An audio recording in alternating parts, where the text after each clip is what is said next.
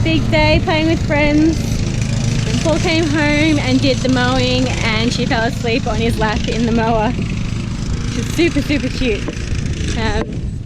But I thought today I would give you an update on our meat chicks.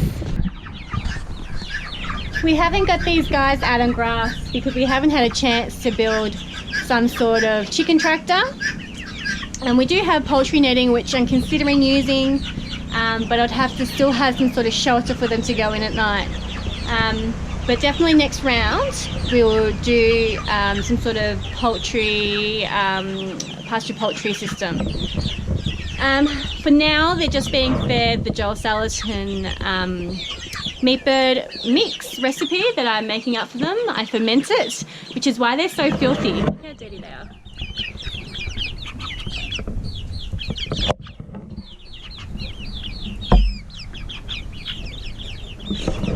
They stick their heads in the fermented feed, and because it's wet fermented, they just get filthy all over them.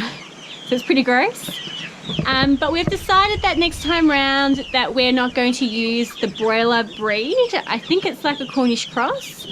It's some sort of factory bird that, you know, grows freakishly fast. And because it grows so fast, it's really tender and hasn't got much flavour, which is what us supermarket shoppers are used to when we eat chicken.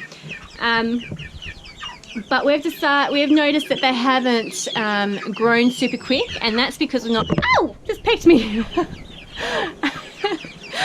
They're not growing super quick, and we think that's because we're not feeding them hormone rich food, that we're just feeding them a natural diet. Ooh, I've just got one come join me. Hi!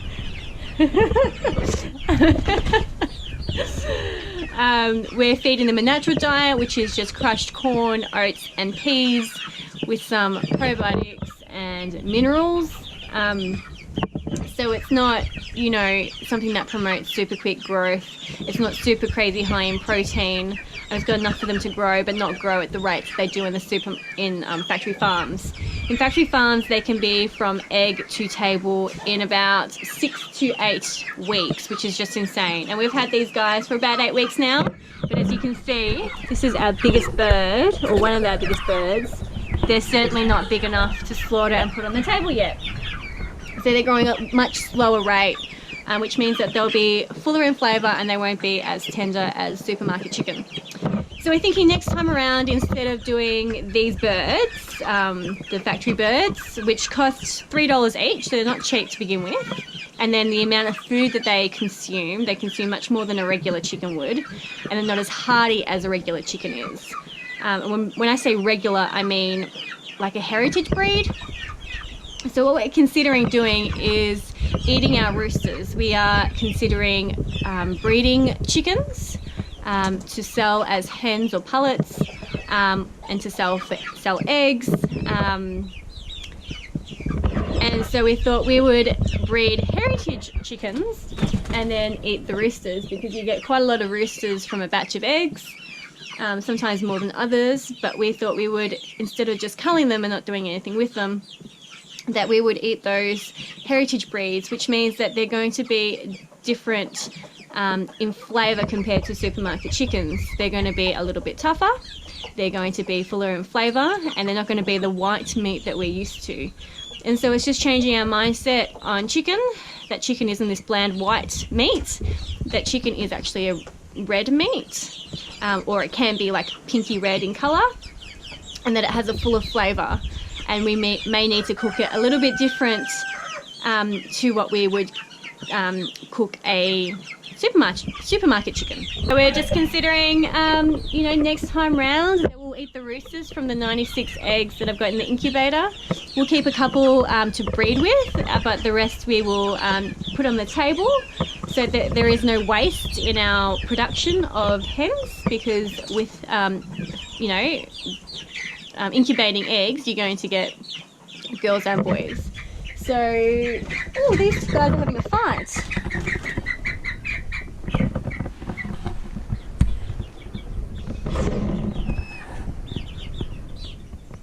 Mexican standoff. It's really weird. We found that This breed wasn't very hardy. We lost 7 out of 25. 7 or 8, which is a lot. It's a high percentage, and they're $3 each. That's nearly $30 worth of chicken that died, and some of them we had to feed for quite a while too. But we've noticed that with our Moran chicks, I bought 20 of those. I actually bought 21 of those. One was sick when I bought it, so I knew it was going to die. But out of the 20 healthy ones, in the 2 weeks that I've had them, none have died. They're all super healthy, not sick at all, really lively. So eating something like, or breeding something like a heritage bird, they're much more hardier, and they're not susceptible to just carking it like these guys have been. So that's really cool, and I can I'll put them out on pasture too. I won't be free ranging them because I don't want them to get tough, but I'll probably use like a poultry net to contain them, and then free range them on a little bit of pasture, so we can fatten them up. So this is the variety of sizes that we've got. We've got this little tiny bird here. And here. They're the same age. And we've got this big guy over there. Look how big he is. Man, compared to that little dude. So we've had a huge variety in sizes. So I haven't been overly impressed with this breed. You know, I bought them because they were very fast growing, and we thought we could have our own meat on the table in 8 weeks. So that's why we bought them, because we really wanted to be consuming our own meat, and we thought that these birds would be, you know, the way to go. But yeah, I haven't really been overly impressed. So next time around we'll be eating the excess Moran roosters and the excess Araucana, Leghorn and Isa cross, and light Sussex too, roosters, the ones that are surplus to our needs.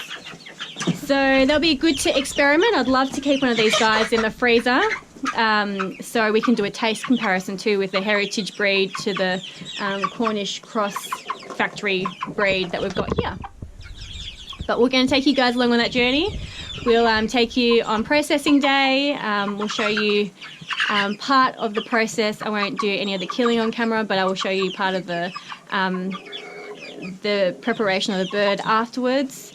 And I'd love to keep one of these guys in the freezer so we can do a taste comparison with something that's heritage, like the light Sussex or the Leghorn or Araucana. So really interested in learning. So I'm really interested in going on this learning journey, learning to realise that the food that we're eating in the supermarket isn't necessarily the way food should have been. Like the chicken in the supermarket really isn't the way chicken is supposed to be. So it'll be really interesting to adjust, not just my taste, but our family's taste as well. Hopefully these guys, you know, be ready to process in a couple more months, and we'll be able to eat our own meat. Mum, this is